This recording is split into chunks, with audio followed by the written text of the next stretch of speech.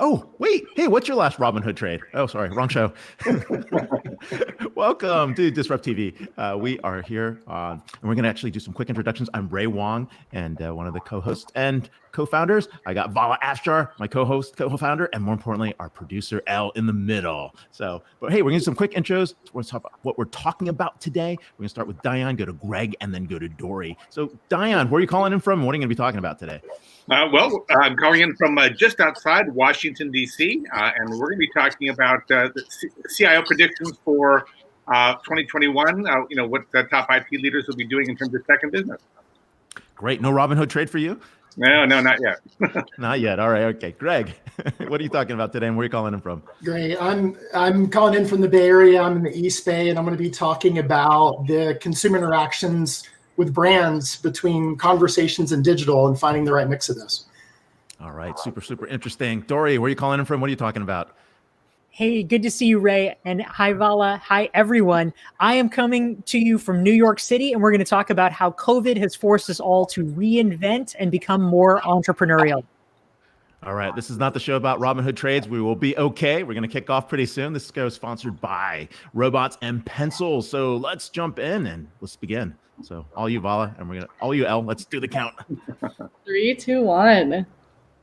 Hello and welcome. Thank you for joining us on DisrupTV. My name is Vala Afshar. I'm the Chief Digital Evangelist at Salesforce and your co-host for the next hour. We welcome you to follow us on Twitter at DisrupTV Show. Send Ray, myself, and our distinguished guests your questions using hashtag DisrupTV, and we'll do our best to answer them live. It's my pleasure to introduce my co-host, Ray Wang. He's the CEO and founder of Constellation Research. He is the best-selling author of Disrupting Digital Business, a regular contributor to ZDNet, Harvard Business Review, and his new book is coming out this year, Everybody Wants to Rule the World, another sure to be bestseller. He's a regular television business and technology news contributor. I see him on Fox Business, Yahoo Finance, Bloomberg. Ray, it feels like daily. So I don't know, you're like a TV star.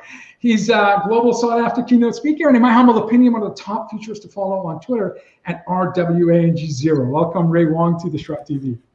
Hey, thanks a lot. Here with my awesome co-host, Vala Afshar. You know him on Twitter. You now know him in person at DisrupTV, followed by CMOs, CEOs, CIOs, people looking for inspiration everywhere. And of course, he's the Chief Digital Evangelist at Salesforce, author himself, and on Business TV. But we say this every year. We say this all episodes. It's not about us. It's about the guests. And more importantly, who do we have today? A very, very special guest. We have one of my favorite people as our first guest, Dorie Clark, strategy consultant, executive coach, multi-best-selling author, and a keynote speaker. Dorie helps individuals and companies get their big ideas heard in a crowded, noisy world. Boy, we need that now more than ever. Dorie has been named one of the top 50 business thinkers in the world by Thinkers 50 and was honored as the #1 communication coach in the world at the Marshall Goldsmith Coaching Awards. Dorie is a keynote speaker, teacher at Duke University's Fuqua School of Business and Columbia Business School. Dorie is the author of Entrepreneurial You, which was named one of Forbes' top 5 business books of the year, as well as Reinventing You and Stand Out, which was named the #1 leadership book of the year by Inc. magazine. A former presidential campaign spokeswoman, Dorie has been described by the New York Times as an expert at self-reinvention, helping others make changes in their lives. Dorie is a frequent contributor to Harvard Business Review. Her article about career resiliency was just published in January, and a consultant and speaks and works with clients such as Google, Yale University, and the World Bank. A must follow on Twitter at Dorie Clark, DORICLARK. Welcome back, Dorie, to DisrupTV. Thank you, gentlemen. I'm so glad to be here.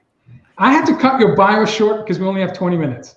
I just want to let you know you've done a lot. I'm so honored to have you back. You were here on our previous episodes. I think in our first 5 episodes, you were there. And more importantly, I want to talk about your first book, Reinventing You. At a time like now, people are going nuts. They're trying to figure out what to do. They've got all this free time. And how have you seen this reinvention play out during the pandemic? Yeah, absolutely, Ray. I even have a prop because, of course, we're all at home. So this is the first book, Reinventing You. Excellent. And it has become, I think, especially relevant during this time. I mean, in the book Reinventing You, I actually talk about how there's two different kinds of reinvention. There's basically the reinvention that we're planning for. That's the, oh gosh, I've always wanted to become a photographer, maybe one day. And then there's the reinvention that is thrust upon us. And during COVID, for so many of us, we have had the latter, where it's unexpected, sometimes it's unwanted, and we suddenly have to figure out what to do. I can relate to that and empathize in many ways, because for me, I actually lost my job as a reporter, my first job I ever had out of school, on September 10th, 2001. My big plan was, I'm going to go job hunting the next day. Not so much. So I think a lot of people in COVID have had something similar, where they realize, okay, now's the time to step up. We really have to reinvent ourselves. And so I think the urgency around it has really dramatically increased for most people. The whole world at the same time. I mean, 9/11 was just isolated, but now everybody's thinking about this. Wow. Right. And there seems to be a strong linkage, because your other book, Entrepreneurial, you focused on creating multiple streams of income and revenue for your business. So, the pandemic is, as you said, is a forcing function in terms of reinvention, in terms of, having that beginner's mindset, having the courage and that entrepreneurial spirit to, be comfortable with the uncomfortable. I haven't left my house in a year, and I'm assuming it's true for all of our guests. And Ray is more adventurous than I am. Can you talk about, maybe some examples of how you reinvented yourself since the pandemic, and what's critically important for individuals to have that entrepreneurial spirit and mindset in order to grow and thrive in this new normal? Yeah, absolutely, Vala. One of the things that I think many people are realizing, some of us for the first time, some of us, it's just come into starker relief, is the importance of having, as I like to say, multiple legs on your table. We had this picture of reality before about, this is how it is. This is what reality looks like. And of course, the pandemic just completely upended it. And you realize if you have, even a safe job, a regular corporate job, if there's one leg on your table and that leg gets cut off, you are in trouble. And so one of the very best things that we can do for our careers, certainly if we're an entrepreneur, but I would argue also if you are an employee working at a company, is to proactively cultivate side gigs that actually give you, not just, in the short term, it gives you more experience, more skills. That's always a good thing. But over time, it actually can create new revenue streams for you. Maybe it's, consulting or coaching a little bit on the side. Maybe it's pursuing a side interest, like, you're great at technology, so you start advising people on how to set up their home systems, whatever it is. But it gives you just that much more resiliency in case of some of the unexpected challenges like we have experienced over the past year. Yeah, that's a great point. I mean, perfect that side hustle now while you can, and figure out something that you might be good at while you've got the time. So, and a lot of people have a lot more time today, but part of the problem is people don't know who they are, right? And your writings often focus on the personal brand and how to actually, highlight the things that make you different. How has the pandemic changed personal branding? Have you seen people make that shift? Have you seen people reinvent themselves and get the personal branding and the side hustle in play? Yeah, I think we have all really had to reckon with the fact that, especially as we're shifting to a virtual environment, you're getting to, connect with people in this kind of abnormal way, right? Like the normal ways that you would be conveying to people who you are and what you're about, what it's like to be around you or what your skills are. We don't have that anymore. And so we actually have to be a lot more thoughtful and deliberate. And I think, this is true with a lot of things in COVID. A lot of companies, for instance, used to take culture for granted. Just say, culture is, what people feel when they're in the building. They get it. They pick it up. Well, you know what? There's not a building now. No one's picking up culture. You have to be very precise about what culture is that you want to transmit. And similarly for our personal brands, we can't afford any longer just to sit back and say, people will get it. They'll understand. We have to be very conscious about what message am I sending? What message do I want to send? And am I seeing evidence that actually is being transmitted properly? Yeah, you talk about it being explicit, not like, it's passive. People can just go figure it out on their own. And just to jump in real quick, like what's an explicit way to do that? So it's out there, but not like being braggy or being arrogant. Like because some people are just turned off. I mean, that's a big turn off for a lot of people. So. Yeah, absolutely. I think it's a really important question, Ray, because ultimately, and I want to make sure that folks get this point too, being explicit doesn't mean explicit in the sense of, I am going to tell you exactly how to think about me, and the answer is, I'm awesome. You are awesome. You are awesome. You are awesome. Well, thank you. Thank you. But as you just demonstrated, it matters a lot more when you say it about me rather than when I say it about me. And so really what I believe from the research that I've done over the past decade is that ultimately the explicit part is you have to be clear about how you would like to be perceived. You know, there's sort of this internal clarity. I think a lot of us don't even know. But if you're internally clear, then you can take steps to demonstrate so that the right message gets through. So for instance, if I want people to think of me as strategic, you know, I could say, oh, I'm so strategic, look at me, but there's not a lot of credibility and people might think you're a jerk. The real answer is, if I know I want people to think I'm strategic, what are the actions I can take so that they get an unmistakable message about that? Maybe it's that I get my friend Vala and my friend Ray to say, oh, how strategic I am. Maybe it's that I'm volunteering to lead strategic planning committees. There's a lot of different things you can do that don't involve saying the words, oh, look at me, I am so XYZ. Yeah, absolutely. And your actions have to speak louder than your words. I'm fortunate enough, Ray is fortunate enough, we've watched you in action. And the reason I say you're awesome is because, one, you're likable, two, you're authentic, you're generous, like you're accessible. I've seen you in big conference rooms, big keynotes. People walk up to you and you're taking selfies, you're answering their questions. And so again, you have to live those words. And you wrote an article in HBR last week, and it was about identifying and mitigating risk in your career. And one of the sections was expand your definition of success, which spoke to me. Can you talk a little bit about, level setting your expectations, being more flexible, loving the part of exploring new opportunities in terms of, eliminating some of the rigidity that we may have that ultimately gives us blind spots or closes certain doors that, we could go through had we had a more, flexible mindset? Yeah, absolutely. I think it's a really important point, Vala, and it's one that I actually talk about in the book that I'm writing now. I actually literally sent in the final edits this week, so it's very exciting. Yes, exactly. It's coming out in September from Harvard Business Review Press. It's called The Long Game. But one of the stories that I actually tell in there, which I think exemplifies this in many ways, when I was in college, my big goal for myself, I wanted to be an academic. I wanted to, write and teach and things like that. That was what I was very excited about. And I went on to get my master's degree. Okay, check, nice. I go on to try to get a doctorate, and I get turned down by every single program that I applied for. I was not expecting to get turned down by all of them, and yet I did. But what I Thinkers 50 is telling you, audience members, listen to this. Do not let a setback hold you from becoming recognized as one of the biggest strategist thinkers in the world. Expert in the world. I mean. Have you written back to all those institutions and say booyah, or That's right. Take that, people. Take that. I'll take my honorary doctorate now. I'll come speak. Yeah, exactly. Sorry, I didn't mean to interrupt. Oh, not at all. But so, when you get a setback like that, you assume, oh, the dream is dead. It's never going to happen. And you kind of feel bad. But the truth is, almost always there is another way in. And it turns out it's actually, in some cases, it can be far more efficient. I could have spent 8 years getting my doctorate so I would be qualified to teach at a university. I still don't have a doctorate. I don't have an MBA, none of that. And yet I teach for business school, the world's top 10 business schools.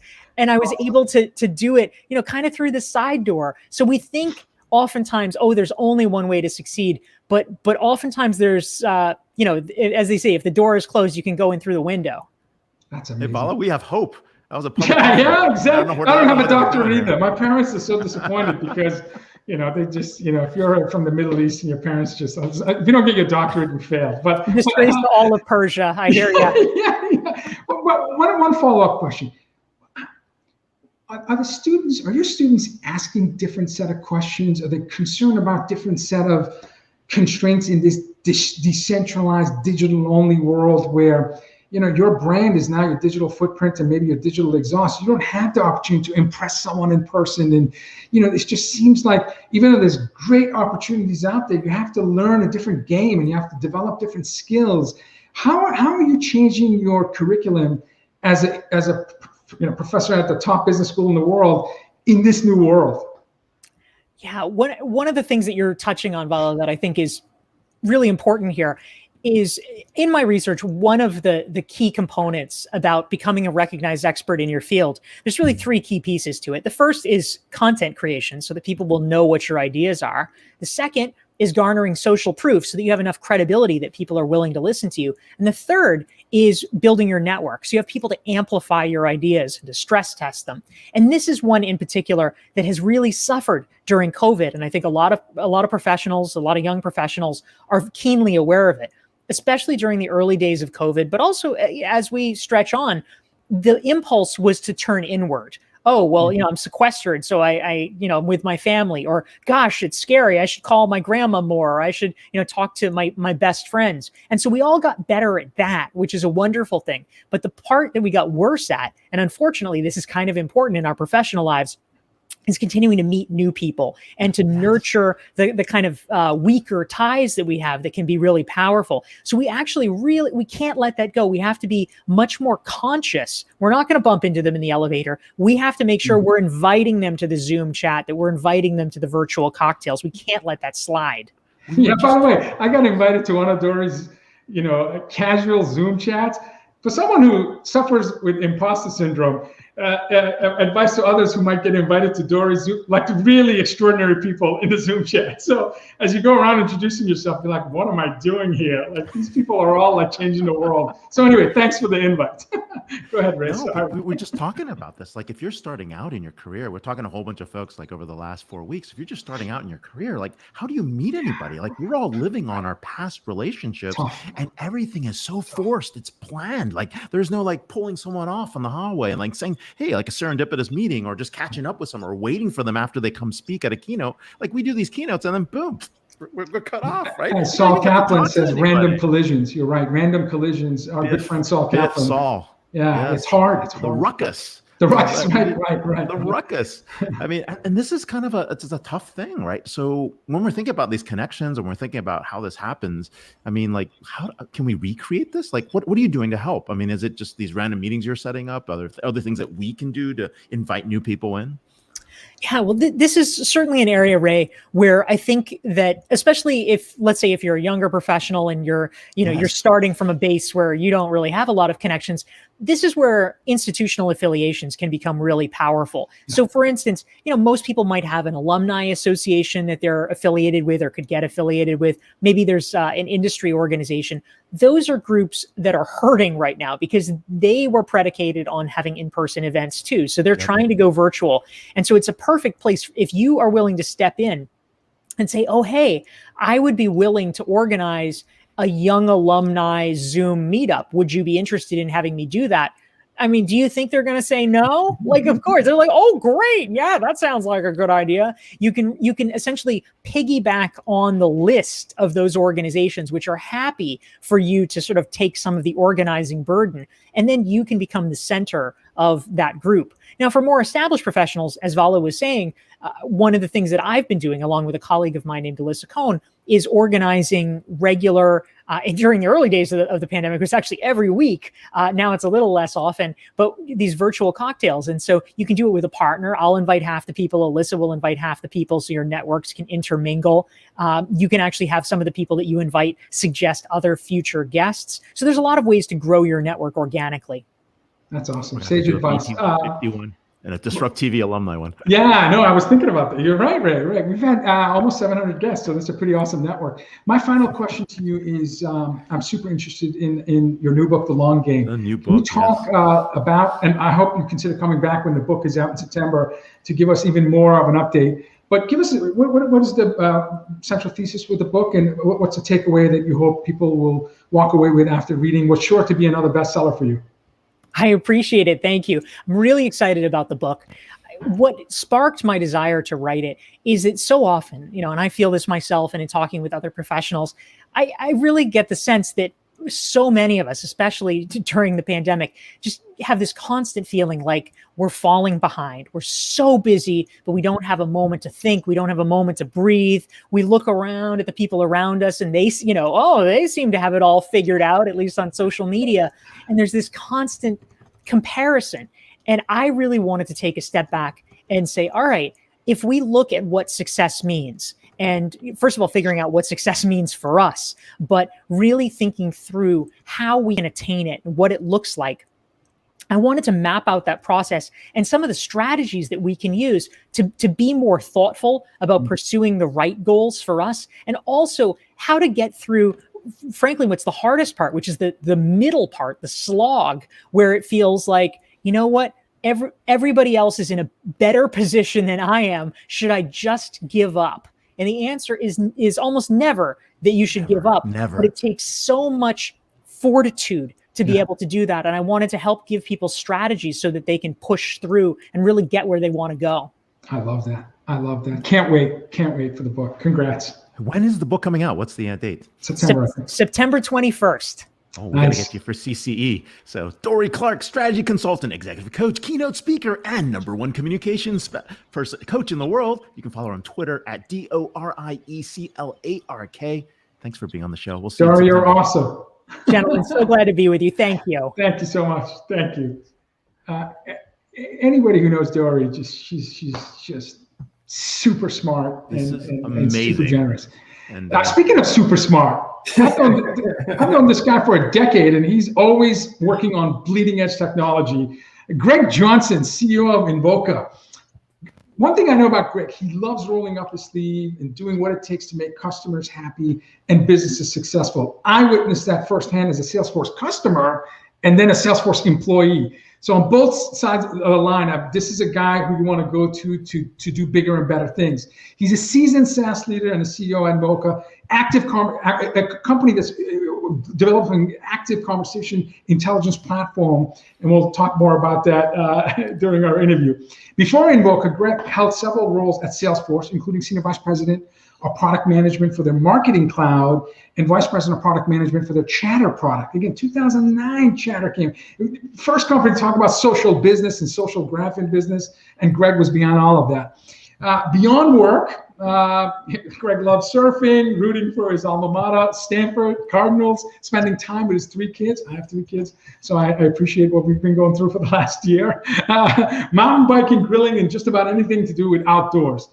Another great follow on Twitter to learn about technology, business, and leadership at Gregg with 2 G's _Johnson, JOHNSON. Gregg, great seeing you again. Great, Vala, great to see you. And it's I feel like I'm coming to a family reunion between you, Dion, Ray, all these people I haven't talked to in a while. So it's like, the warm fire on a rainy Bay Area day. Boston is really cold. So yeah, it is exactly. The warmth of this show is spectacular. You're right. Thank you for being a guest. No, hey, thank you for being here. And you pulled off some incredible stuff with Chatter, something that was conceived 4 weeks prior on an island in Hawaii and suddenly to market. It was pretty incredible. But let's talk about Invoca, your new company. What's it about? What's going on here? What does the company do? I think a lot of people have been curious. Yeah. So I joined Invoca 4 years ago and was really excited. One of the things that I worked on a lot at Salesforce between Chatter and Marketing Cloud was this idea of the power of conversations and conversational data. And so what we're doing at Invoca is we built a conversation intelligence platform that helps marketing teams, e-commerce teams, sales teams really connect the dots between digital interactions and human-to-human conversation to drive revenue and to build better relationships with customers. So I know for techies like Vala, you and Ray, you'll know exactly what that means. But for more common lay people, I'll give you a quick example. So imagine if you're moving out, if you love the outdoors like I do, and in the pandemic world, you're moving to Utah or Idaho or Montana where you can work remote. Once you get a place to live, you got to go get some of your new age essentials. You need internet service, you need satellite TV. So if you go out and look on Google and you find those things, you click on an ad, you go to a website of a company like Dish Network, who's a customer of ours. You do a bunch of research, figure out the product you want, put it in your cart, you're starting to check out. And then at the last minute, you have that itching question I always have is like, is this the perfect product? Like, I just don't want the right product. I want the perfect product. And so if you've never bought it before, you call in and talk to somebody in the contact center and you get some advice and then you buy. That experience covers digital interactions, human-to-human interactions, but it's challenging for a company to manage that, because if you're in marketing, you're driven by results, you're driven by what you do to drive sales. And so as a digital marketer, if I go from a Google ad to the website and I buy online, I can track that. But the minute I escalate and speak to a human in the contact center, I lose that feedback loop of how marketing is driving sales conversations. If I'm on the e-commerce team, I see that you put an item in your cart and then you abandon, but I don't know that you actually bought over the phone or through chat. And then you've got the problem of, I'm probably going to end up as a company sending you a discount for a product you just bought. If you're in the contact center, that consumer sent off a lot of digital body language about what products and services they're interested in. But when I, as an agent, pick up the phone, I don't know any of those things. And so at Invoca, we're really focused on tying those things all together to deliver a great experience and to help drive revenue. And we do it not only in telecommunications, but like financial services and healthcare and a lot of other complicated purchases. Greg, this is really, really important part of business software. One of the things I'm talking about over the next year is going to be about the business graph. Social networks have social graphs that tell you the context, that translate while it comes back. The business graph is the same thing. How do we tie an action to a document, to an agent, to a conversation, back to the interaction history, and to inform what do you do next? Or did we miss something? Or do we lose a customer? Why do we abandon it? Right. And this business graph concept we think is picking up because the signal intelligence that you're getting, especially for some of the stuff you're doing, needs to be tied back to the overall customer experience. Yeah, completely. And I think the interesting thing to me today, where technology has really moved forward, is it used to be that like the digital interactions, you could all track those. They were super quantifiable. You get all this data, all this digital exhaust. I think Val, you mentioned that term earlier. But the human-to-human interaction, like it was really painful. You had to write stuff down. You had to manually enter it in. And the cool thing these days is, technology can help collect data on those things naturally, right? Like you think about that ambient experience, that ambient exactly. Holds it all together. But so sorry, Paul, I jumped in on that. No, it got me all excited because this is one of the things we're looking at. Yeah, no, I mean, Greg and his team got me excited 10 years ago about, the social graph or the business graph that is social to be inclusive of not just people but machines. So when Greg and team introduced the chatter technology and recognizing quickly that you could have objects and things that are connected to a network be part of the chatter conversation, I filed the US patent in 2011 on being able to chat with machines and have the machines chat. Machines in my world are networking, data center, and Wi-Fi access points.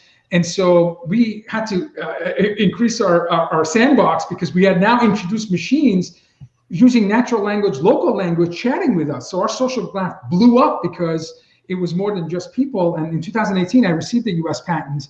So, just what Greg is talking about has been working on for a decade, and it's really future of business, because if you want to create value at the speed of need, your business social graph needs to have as much contextual intelligence as possible. And that's people, and that's chatbots and robots and algorithms and anything else that can help create a stronger workflow. Sorry, I'm geeking out. I'm geeking out here. But go ahead. So, but I didn't even have a question, but I just want to know, like, you've been inventing this stuff for a decade. Yeah, well, Val, you're just making me feel old now. So thank you. I appreciate that.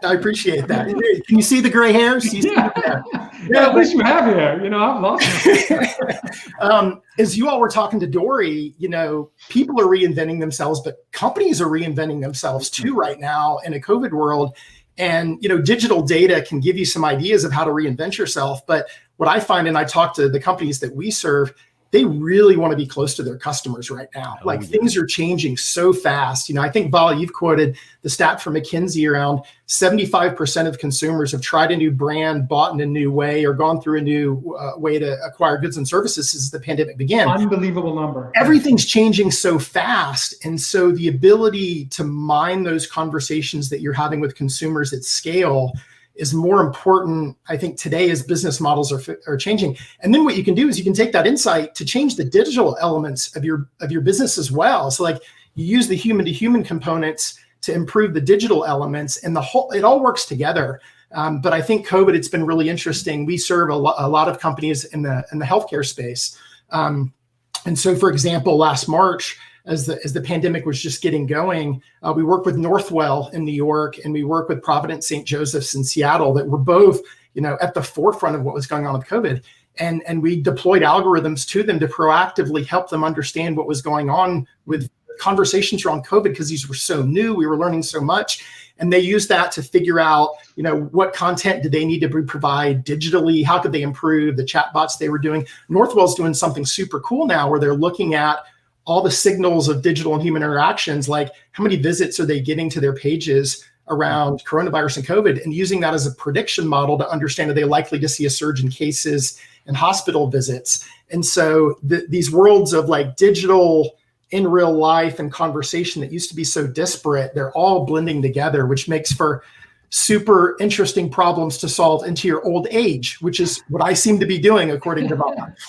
Do you sense that vaccine distribution dilemma that the world's going to face for the foreseeable future will even further increase the requirement of being able to really understand the customer experience as they're going through this healing process that's a multi-stage, multi-touch point process? Completely. I mean, I think, everything that we took for granted, that we knew, that we relied upon, has been blown apart over the past year. And so I think companies are really sensitive to, how do I be as agile as possible to react to change? Yeah. But what are my inbound signals of how I need to change? And those human conversations are a great source for that. Yeah, I mean, we're seeing not just that massive change, right? This whole new push towards automation, understanding experience, understanding relevance, bringing that all together into one spot is part of this return to normal, because a lot of things that we did manually are being thrown out, and a lot of things that we thought were the right prescription, defined paths of journeys and things like that are being thrown out. A great example, right? I mean, I'm the same guy that likes to go to we go skiing, we'll camp out at a Hampton, and I don't really want to see anybody. Like, I just want the mobile pass and just go, let me get the key, right? I don't want to check in, talk to anybody. I go to the Ritz. Oh yeah, I want the door person. I want to be able to get the person after me a champagne. The front desk says hello, right? But I'm the same person, and the ability to know that and to determine that is going to be super important as we get into not just personalization and understanding and that level of intelligence around that customer journey. So what happens when we get to this bounce back in human interactions, and how is this interplay of human and digital going to play out for you, not just in CRM and contact centers and customer experience? I mean, it goes on even in the workplace. Yeah. I think, one thing I've seen is really interesting, and Vala, I'll be interested to see if you and Ray have heard this. The marketing and customer experience professionals we've talked with over the past year, they've been using the word empathy. And I've never heard a marketer use empathy before. They we would talk about, I worked at a CRM company for 10 years. We talked about personalization. We talked about 360 view of the customer. But all those things are very rational, logical ways of thinking about your customer interactions. And I keep hearing marketers say, I want to develop a more empathetic relationship with my customer. Now, does that mean cloud is here? Yeah. Oh, wow, he's branding ahead of all. There's elements, there's unique windows of opportunity to develop empathy, right? Like, my bank does not develop empathy with me by having me call them and talk to them to check my bank account balance or to execute a stock trade. That's inconvenience. That's not empathy. Yeah. Where my bank can build empathy with me is when, earlier this year, I was thinking about refinancing my house, and, I'm an Excel guy. I can go do all the math, but I only refinance my mortgage once every 5 or 6 years. And so I was trying to think about different products and pros and cons. And there was a moment of truth that, my bank was able to empathize with me and help me make that decision. And those things are powerful. So I think marketers are trying to figure out, how can I digitize the commonplace? And then how do I create deeper human connections at these unique windows of opportunity and develop real empathy? Because that's really powerful. And I think it's interesting, Vala, because I come from a CRM company, I tend to think a lot about CRM. What's super interesting to me is you see this collision of the contact center in CRM, and with Qualtrics going public yesterday and the spin out from SAP. So the CX players, this stuff is all mashing together.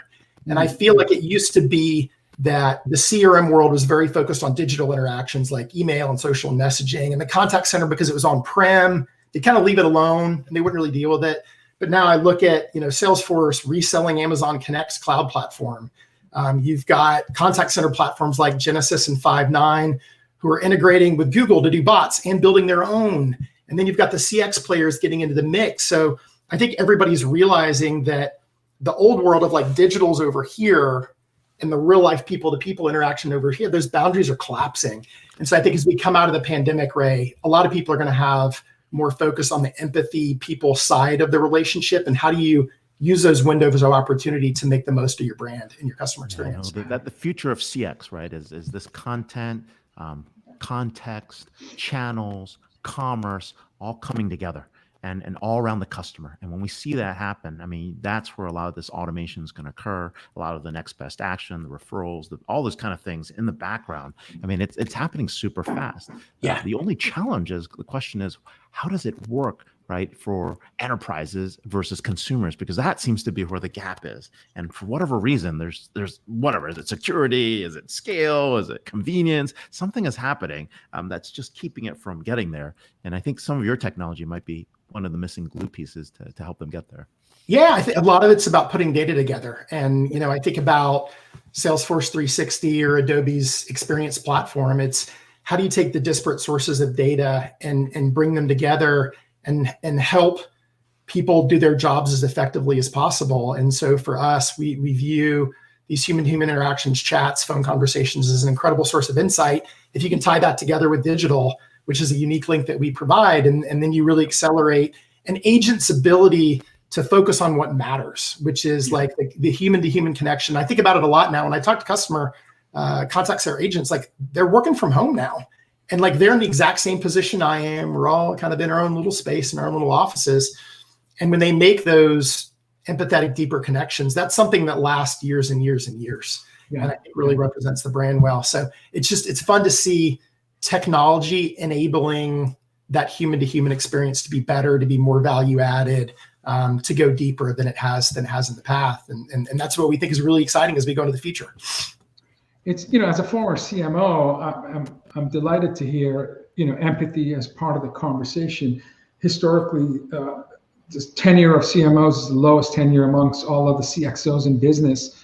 So the pressure of awareness and storytelling, and I think it was Brené Brown who famously said, good stories are data with a soul. Yeah. So being able to leverage data to understand and empathize and anticipate and proactively engage. How can you create value at the speed of need, stakeholder need, whether it's employee, customer, partner, communities you serve, using data? And that takes special talent. And so I always think marketeers have a really tough job because the board, the CEO, the CFO, you still, you know, how are you contributing to the bottom line? Are we growing revenue? Are we more profitable? Yeah. So if you're not a CMO that quant, if you're not taking the art into the science and the science into the art, and you have to do both. There's no debate which one. It's not an either or. It's like food or oxygen. You need both to live. How do you use these important characteristics like empathy and the science part of data to really optimize the customer journey? So when you're consulting a CEO and the CEO says, Greg, I just read that the experience is as important as the product that I'm building or the service I'm providing. Help me optimize the customer journey. Where do you start? Do you baseline their capabilities? Do you look, you know, did you try to identify what their North Star is as a company? Give us some sense of how you go after this. I think a lot of it comes back to thinking about the customer journey and key points in the customer journey, because typically what we see happening today is digital is the first place that people go to find information or to get things done. Yeah, for sure. But then there are specific points where if digital doesn't quite work or if they want that extra hand, they reach out for help. And so identifying where those points and how can you make those transitions smooth and effective and how can you delight the customer, that's what we end up focusing on a lot, is really kind of connecting those dots.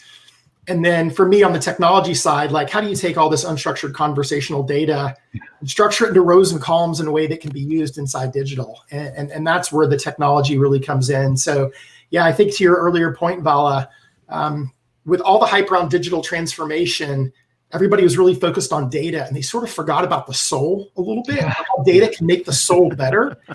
And what COVID has done, both by, I think, making us all feel human again, and also by making us realize sort of the value of those interpersonal touch points is it's brought the soul back into the conversation. And I think that's why I have sort of a wry smile every time I hear a marketer say the word empathy.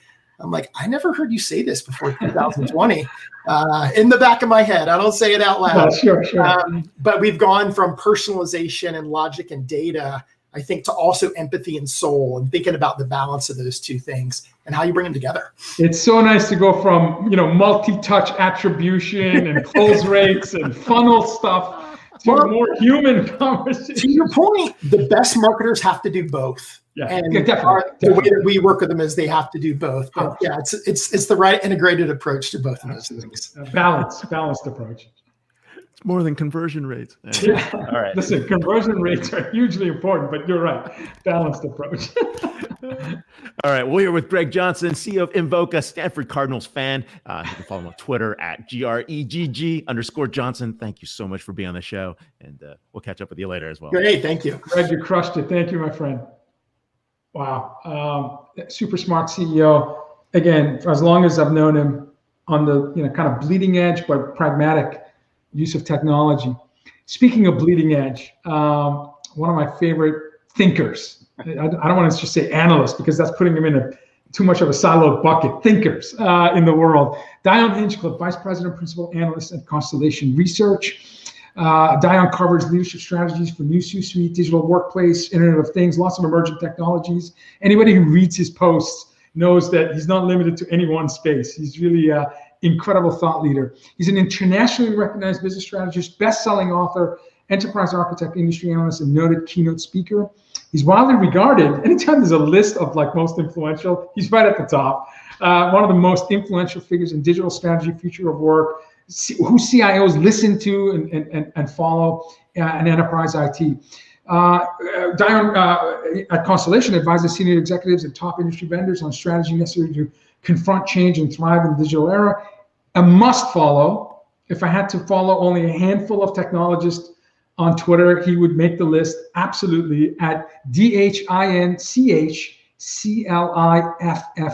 D Hinchcliffe on Twitter. Welcome back, Dion, to DisrupTV. Wow, what a great intro, Vala. Thank you so much. Happy Friday, gentlemen. Hope you bought your GameSpot low this week. Oh, but the fear of missing out with me is so high at this point, it's ridiculous. But I'm not smart enough to play in these. Only Ray can do that. So. Yeah, well, now Dogecoin is the hot new thing. So yeah, it's the financial instrument of the hour now. Wow, it's unbelievable. It's unbelievable. It is unbelievable. But we're here with the top CIO whisperer. And Dion, I mean, you've been a CIO in many instances. And of course, you've been talking to tons of CIOs in our BT 150 network and of course the Constellation clients. What's going on? What's 2021 look like? What should we be hearing about? What are CIOs telling you? What's hot? Well, I mean, that I actually did a survey of what I felt were the top 100 CIOs out there, and then I harassed them until they gave me, what are they going to do in 2021? What does this year hold? What are they planning? And what's really clear is that digital transformation is here right now. They went through it last year really hurriedly. They adapted their workplace. Their customers all shifted and wanted to be served digitally, so they set up shop really quickly online wherever they had gaps.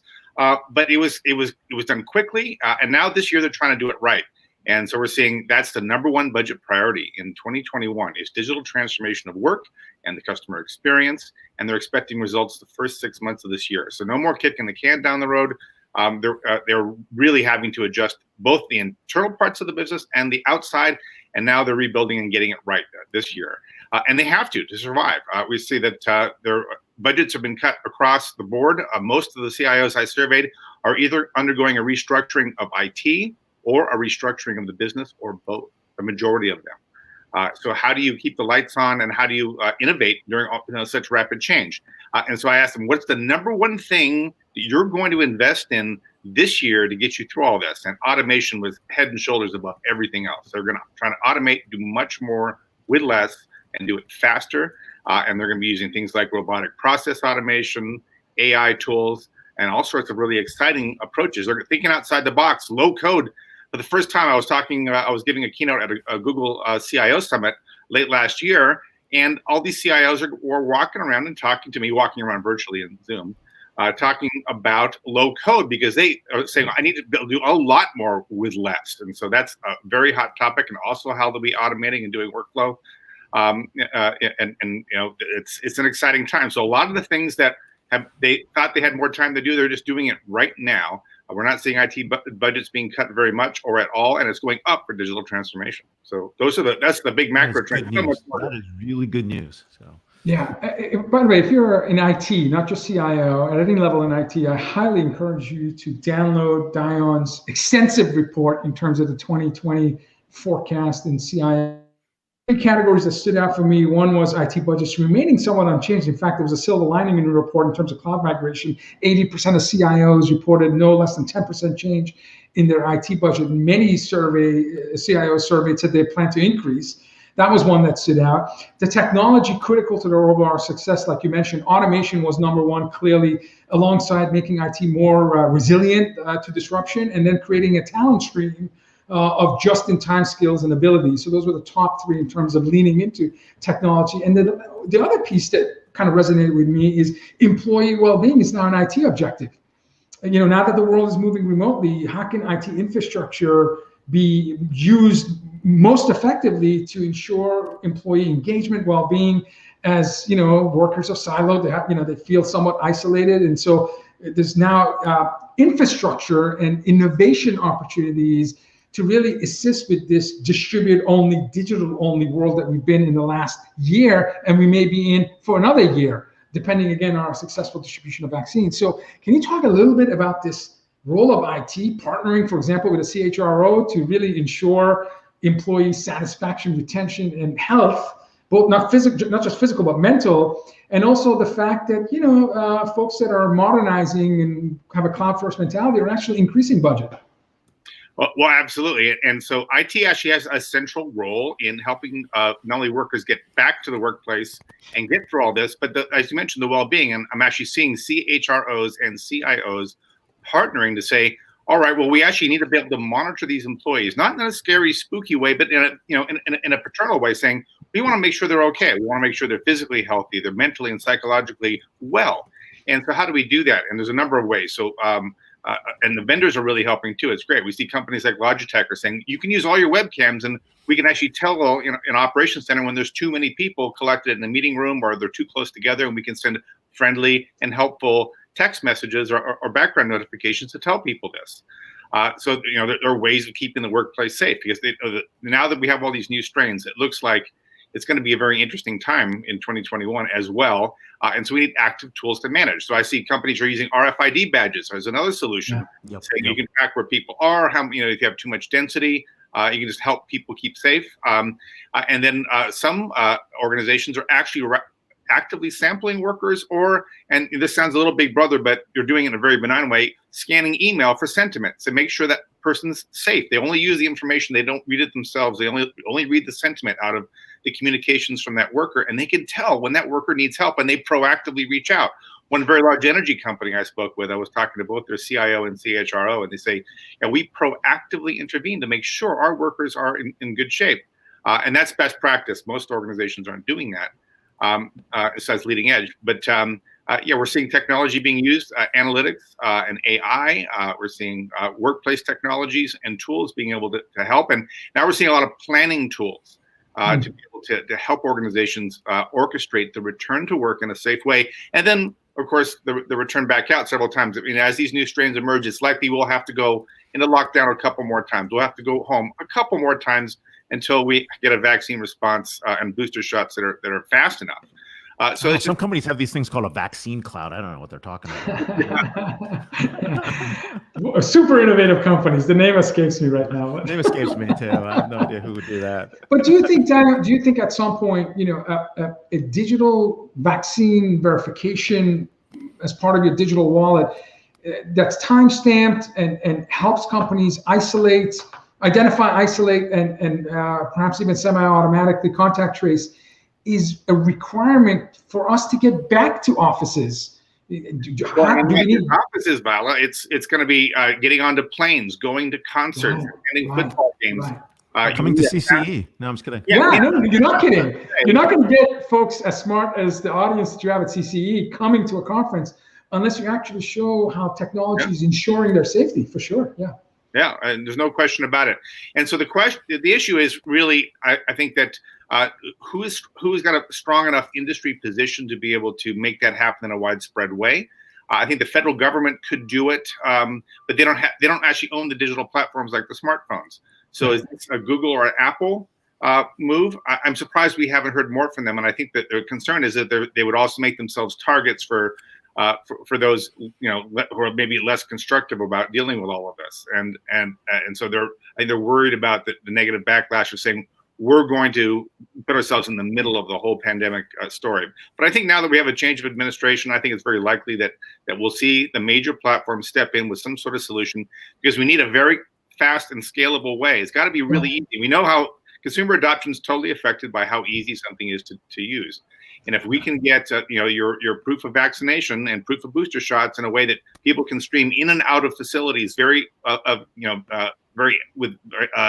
relatively effortlessly, we won't have any, you know, we won't have the issues that we could otherwise have. So yeah, I think it's going to happen, and I hope that it does. But yeah, we're going to have a lot of other tools that I think that organizations are going to put into place as well. Absolutely. Safety is a brand pillar, in my opinion. Now, if you can't protect your stakeholders, you're essentially tarnishing your brand, no matter what sector you're in. So, you know, it's like Clay Christensen, who wrote in his book, "You may hate gravity, but gravity doesn't care." You know, the debates about, you know, this, that, and the other, if it means that you're not going to have a safe environment, is a debate that you ultimately are going to lose, in my opinion. But sorry, Ray, go ahead. No, not at all. And hey, related to that, I mean, you know, safety is another piece. Security is another piece that we've been worried about.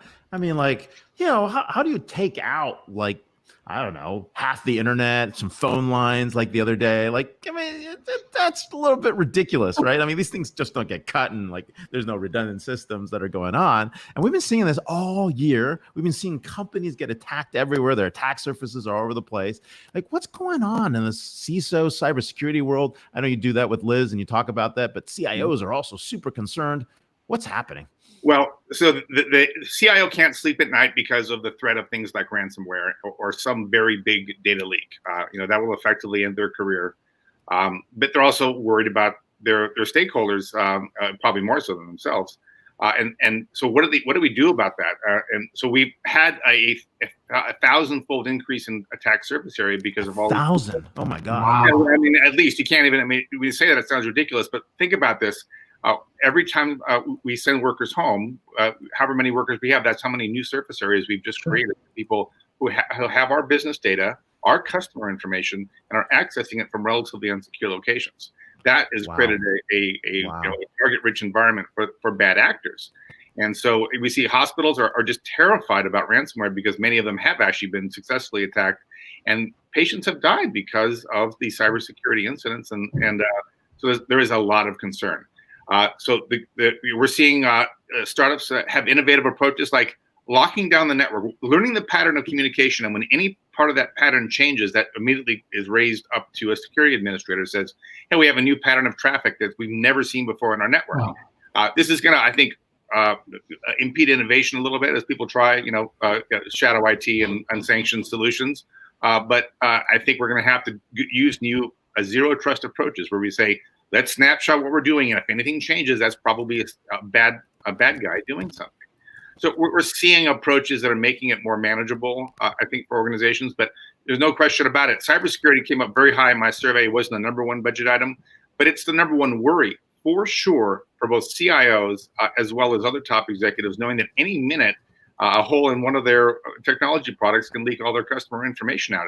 It's in these digital times we're seeing this kind of a big global push to go to zero trust. We need to push everything back out our trust boundary and bring it in one at a time until we're absolutely sure. So Ray, your point is exactly right. We've seen a dramatic series of events, including the pollution of our cybersecurity supply chain with the solar winds. Now they're actually getting at the tools we're using, and that's very concerning. So yeah, it's an ongoing defense is hard in cybersecurity. Offense is easy. This is crazy.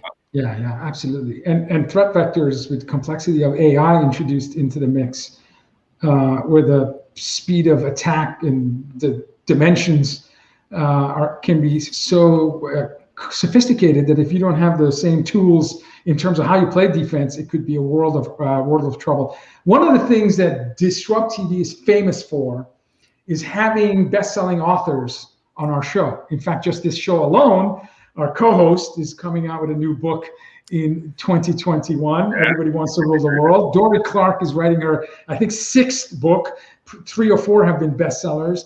And a little birdie told me, and this may be breaking news, that you are working on a book.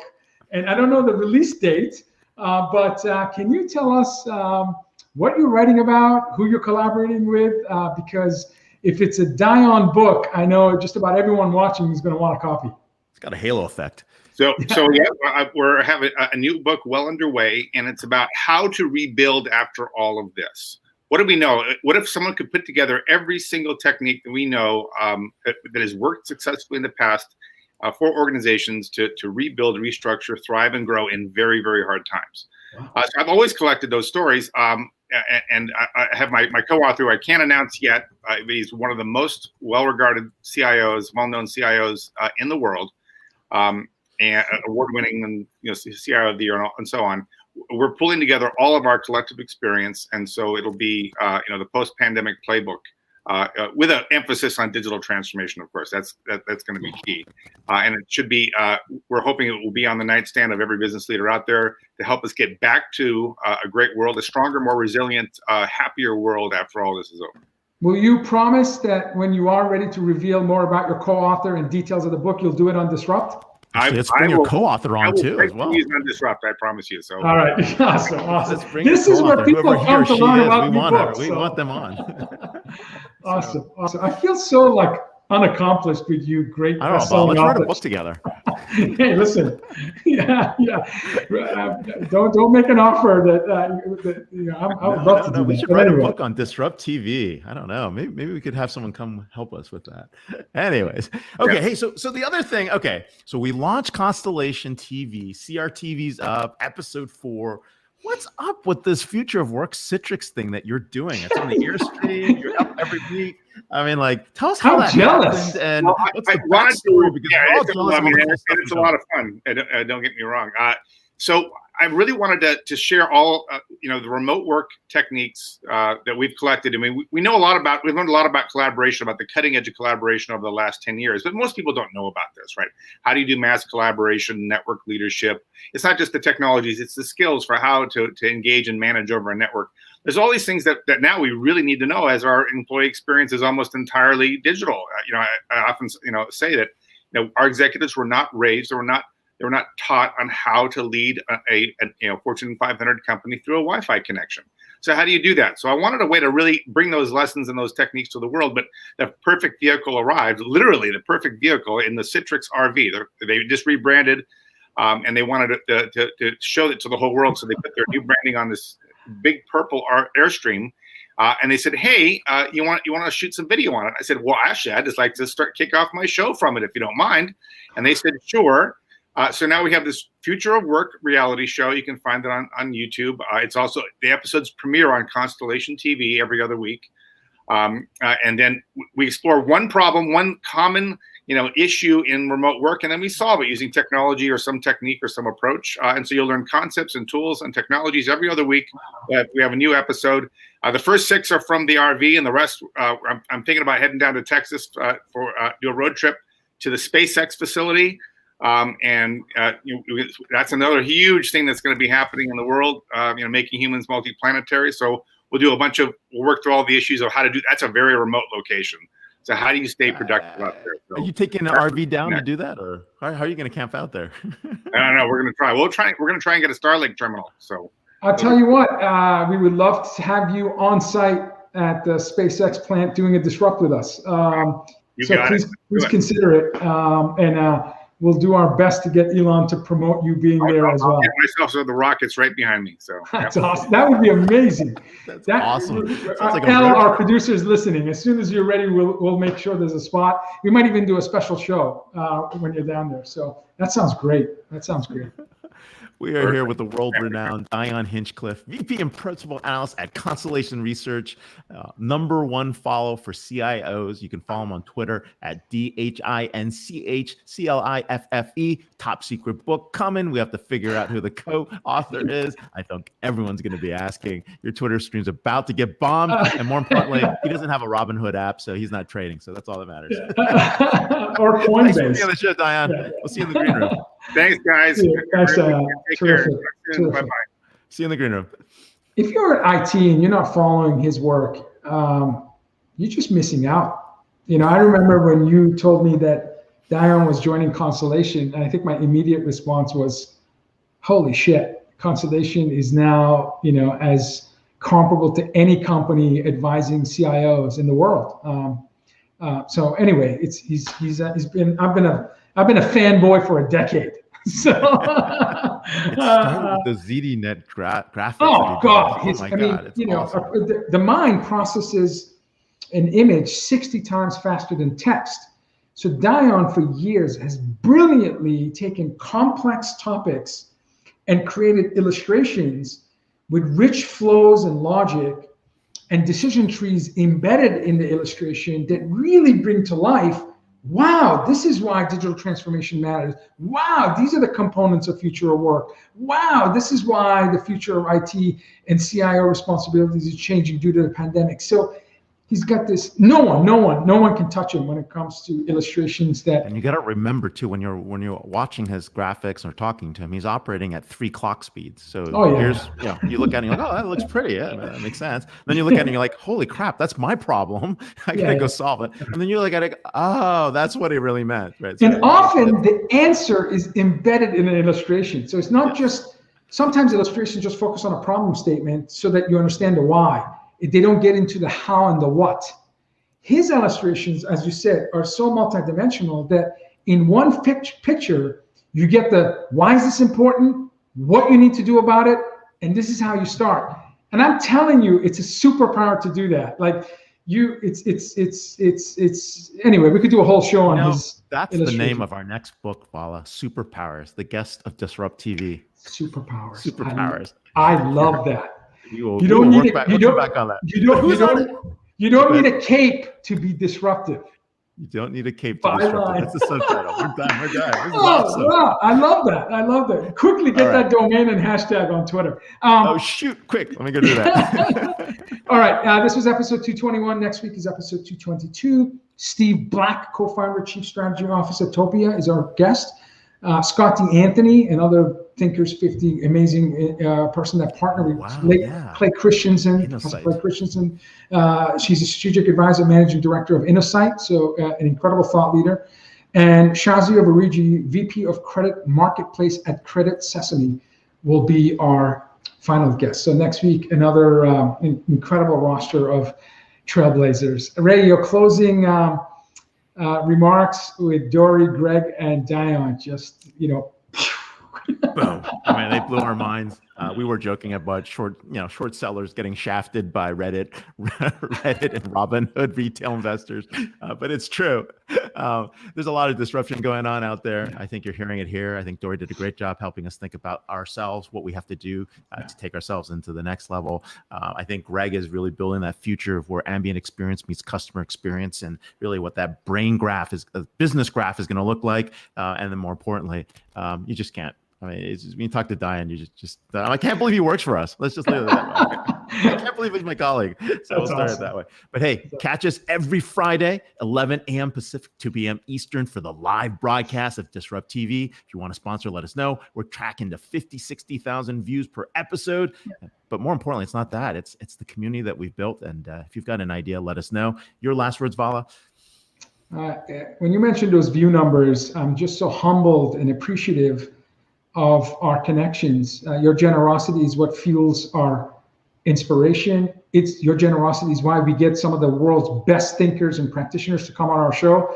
So without the DisrupTV community, this show wouldn't exist. So thank you so much. And we hope to earn your attention throughout the year with more spectacular guests week after week. All right. Take care, everybody. Happy Friday. Thanks, everyone.